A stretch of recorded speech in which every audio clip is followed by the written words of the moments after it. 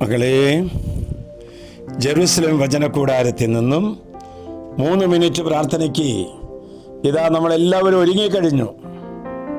കുറേ നാളുകളായി അല്ലേ വചനം കേൾക്കാൻ തുടങ്ങിയിട്ട്? ഞാൻ ചോദിക്കട്ടെ, ഞാൻ വചനം ശ്രവിക്കുന്നുണ്ട്, പ്രാർത്ഥിക്കുന്നുണ്ട്, പള്ളിയിൽ പോകുന്നുണ്ട്, ദശാംശം കൊടുക്കുന്നുണ്ട്. എന്നിട്ടും ദൈവത്തിൻ്റെ ശക്തി എന്ത് എന്നിലേക്ക് കടന്നു വരാത്തത്?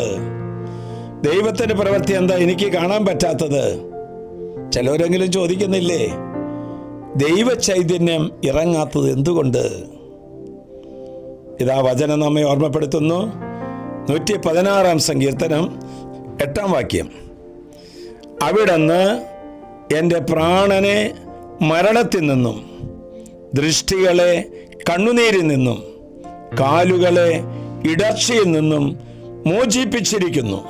മകളെ, കർത്താവാണ് എന്നെ മരണത്തിൽ നിന്നും, മരണത്തിൻ്റെ താഴ്വരയിൽ നിന്നും രക്ഷിക്കുന്നത്. വികലമായ വീക്ഷണത്തിൽ നിന്നും, തെറ്റായിരിക്കുന്ന കാഴ്ചകളിൽ നിന്നും നമ്മെ രക്ഷിക്കുന്നത് കർത്താവാണ്. കണ്ണുനീരിൽ നിന്ന് രക്ഷിക്കുന്നത് കർത്താവാണ്. തിന്മ ചെയ്യുന്ന പാദങ്ങളിൽ നിന്ന് തിന്മയുടെ സ്ഥലങ്ങളിലേക്കോ തിന്മ വസ്തുക്കളോ ഉപയോഗിക്കാതിരിക്കാൻ നമ്മെ ശക്തിപ്പെടുത്തുന്നത് കർത്താവാണ്. എൻ്റെ ശക്തിയോ എൻ്റെ ഉപവാസമോ എൻ്റെ പ്രായശ്ചിത്ത പ്രവർത്തികളോ ഒന്നുമല്ല. പിന്നെ എന്താണ്? ദൈവത്തിൻ്റെ കരുണയാണ്, ദൈവത്തിൻ്റെ കൃപയാണ്, ദൈവത്തിൻ്റെ സ്നേഹമാണ് എല്ലാം എന്നിൽ പ്രവർത്തിക്കുന്നത്.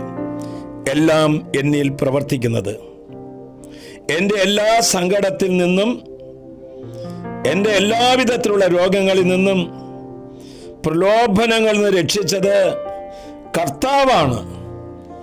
ഇത് നമ്മൾ ഏറ്റുപറയണം. ഇത് നമ്മൾ ഏറ്റുപറഞ്ഞ് ദൈവത്തിൽ നമ്മൾ ആശ്രയം വയ്ക്കണം, വിനീതരാകണം.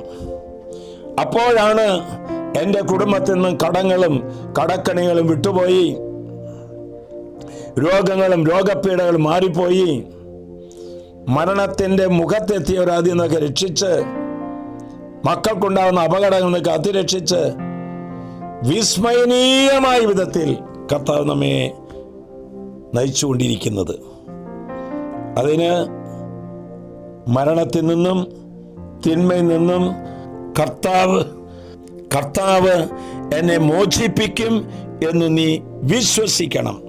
എന്താ പറഞ്ഞത്? മരണത്തിൽ നിന്നും, സങ്കടത്തിൽ നിന്നും, കണ്ണീരിൽ നിന്നും കർത്താവ് എന്നെ മോചിപ്പിക്കും എന്ന് വിശ്വസിക്കണം. വിശ്വസിക്കാനാവാത്ത ഒരു അത്ഭുത പ്രവൃത്തി, ദൈവപ്രവൃത്തി ഇന്ന് നിന്റെ വീട്ടിൽ എല്ലാ മക്കളിലും സംഭവിക്കട്ടെ. ആശ്വാസപ്രദമായ രാത്രി, പ്രതീക്ഷാ നിർഭരമായ പ്രഭാതം, സൽപ്രവർത്തികൾ നിറഞ്ഞ ദിവസം നൽകി നാം എല്ലാവരെയും അനുഗ്രഹിക്കട്ടെ. മാതാവിൻ്റെ 8 നോമ്പ്യം കഴിഞ്ഞ്, മാതാവിൻ്റെ ബർത്ത്ഡേ കഴിഞ്ഞ് നമ്മൾ ഇതാ 2ാമത്തെ ദിവസത്തിൽ പ്രവേശിച്ചിരിക്കുകയാണ്. 7 നാൾ ദിവസം ഒരു അത്ഭുതം നടക്കും കേട്ടോ. ഇത് പലവരി ഈ വചനം കേൾക്കുന്ന നന്നായിരിക്കും.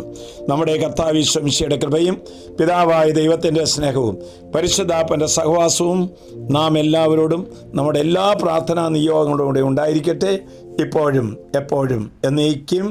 ആമേൻ.